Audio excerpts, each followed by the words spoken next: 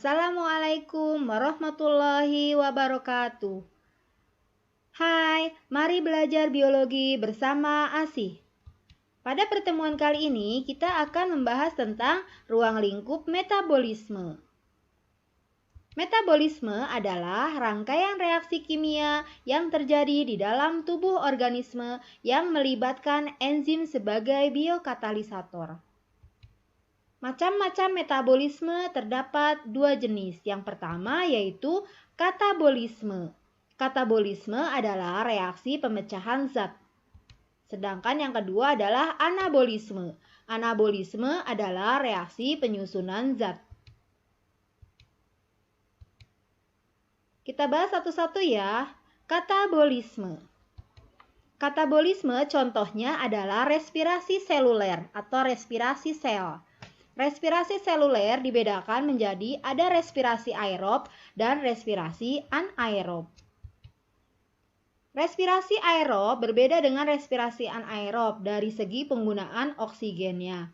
Selain itu juga terjadi perbedaan dari segi langkah-langkahnya atau tahapannya. Untuk respirasi aerob terdapat 4 tahap. Yang pertama yaitu glikolisis. Yang kedua yaitu dekarboksilasi oksidasi. Yang ketiga siklus Krebs. Dan yang keempat adalah transport elektron. Sedangkan pada respirasi anaerob disebut juga dengan fermentasi, itu hanya melewati satu fase atau satu tahap saja yaitu tahap glikolisis. Fermentasi pada sel tumbuhan menghasilkan alkohol dan karbon dioksida. Sedangkan fermentasi pada sel hewan biasanya ada yang menghasilkan asam laktat yang menimbulkan rasa pegal atau lelah. Metabolisme yang kedua yaitu anabolisme. Anabolisme contohnya yang pertama yaitu proses fotosintesis. Proses fotosintesis melewati 2 tahap, yaitu yang pertama adalah reaksi terang. Disebut juga dengan reaksi fotolisis air atau disebut juga dengan reaksi Hill. Disebut fotolisis air karena proses pemecahan air menggunakan bantuan cahaya. Disebut reaksi Hill karena penemunya adalah Hill. Reaksi terang terjadi di bagian grana atau membran tilakoid. Reaksi terang melewati 2 siklus, yaitu ada fotofosforilasi siklik dan fotofosforilasi non-siklik.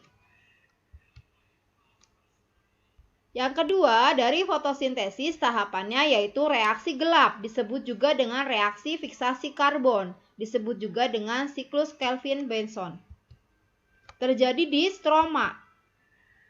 Pada reaksi gelap akan terjadi 3 tahapan yaitu fiksasi, reduksi, dan regenerasi. Jadi dia berupa siklus, disebut dengan siklus Kelvin-Benson.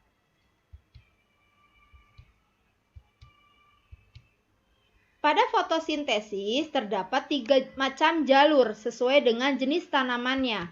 Yang pertama adalah fotosintesis dengan jalur C3, yaitu proses fotosintesis yang senyawa pertamanya melakukan fiksasi karbon yaitu adalah fosfogliserat atau senyawa berkarbon 3. Jalur C4 yaitu fotosintesis yang menggunakan lintasan C4 pada proses fotosintesis, yaitu asam oksaloasetat. Dan yang ketiga yaitu adalah jalur CAM atau disebut dengan karsulas asam metabolisme. Metabolisme yang berikutnya yaitu kemosintesis. Kemosintesis terjadi pada tumbuhan yang tidak menggunakan cahaya tapi menggunakan zat kimia untuk proses penyusunan zat.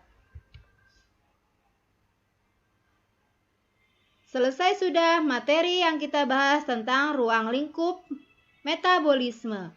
Pada pertemuan selanjutnya nanti akan kita bahas tentang glikolisis.